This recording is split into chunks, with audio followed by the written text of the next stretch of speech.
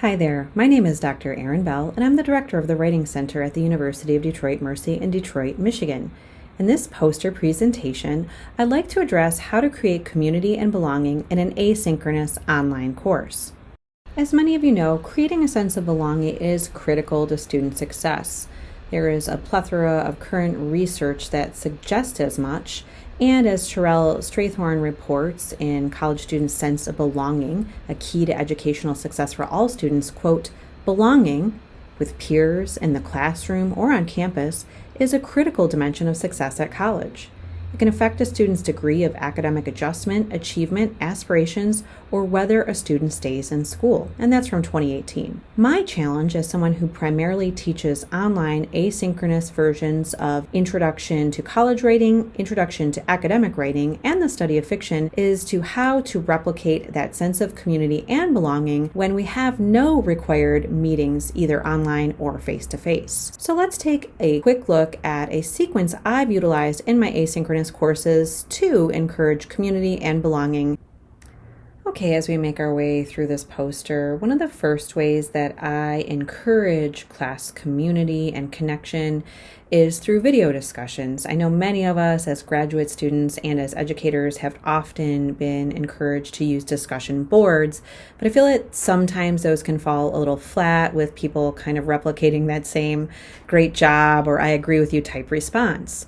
At my university, we use what's called the USIA Media Library, and that's an embedded LTI or Learning Technology Integration. And I feel that when students can upload a video showing their face and speaking in their own voice, it allows not only for some critical thinking and discussion regarding some of the topics related back to the content and curriculum, but it also creates a sense of connection. I appreciate these video discussions because I can further connect a student face with a name. And so when I am on campus, whether I'm in my office at the Writing Center or at the library or a sporting event, I can recognize students from my class and vice versa.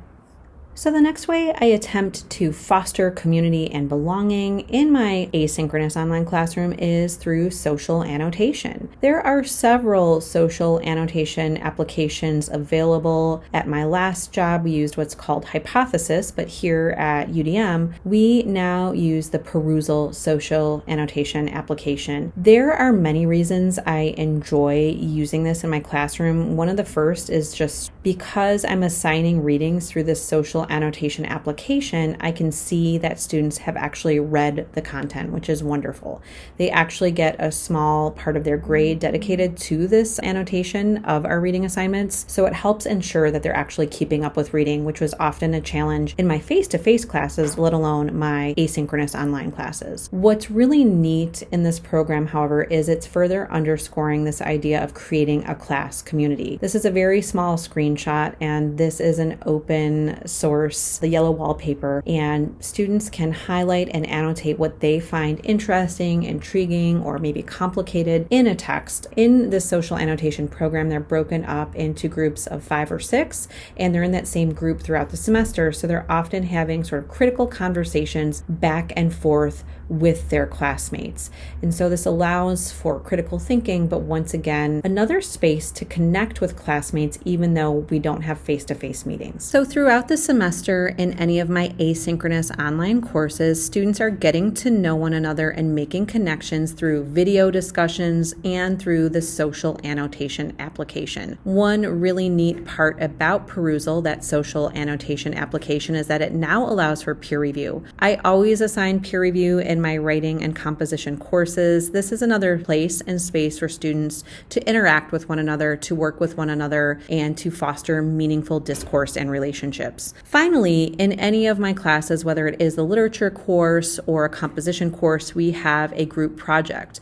And group projects, I think, are excellent in an asynchronous online course because, once again, it sort of encourages students to meet people in the class, even though we're not in a brick and mortar building. One project that I really enjoyed assigning, and I've talked about in previous scholarship, is a podcast project. I teach literature, and in the summer courses, students were tasked with creating a group and finding a theme, and then going out into our university community and interviewing relevant and logical guests for that topic. So once again, this was a way for them to meet folks in our community and establish good working relationships and underscore that sense of belonging. I also have done a number of different types of presentation projects. When I'm teaching, for example, literary theory, I would put students together in groups and assign them one theory to cover. This is pretty easy to do offline because students can engage using a OneDrive or Google shared file to make a PowerPoint or a Google slideshow and record their voices, much like I'm doing right now.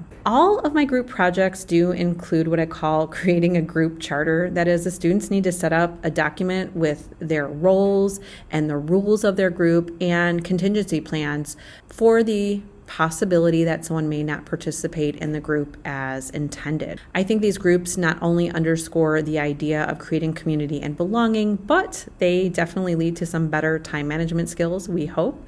And I also always include a self-reflection about how that student felt that they engaged with the group podcast or presentation project, as well as a group reflection. That allows students to kind of think about and comment on their group members in a meaningful way. So what about you? How do you create community in your online asynchronous courses? I love to hear your ideas and share some of your best practices and techniques. As such, I'd love to trade ideas and knowledge. My contact information is below. Once again, this is Dr. Erin Bell with the Writing Center at the University of Detroit Mercy here in snowy Detroit, Michigan.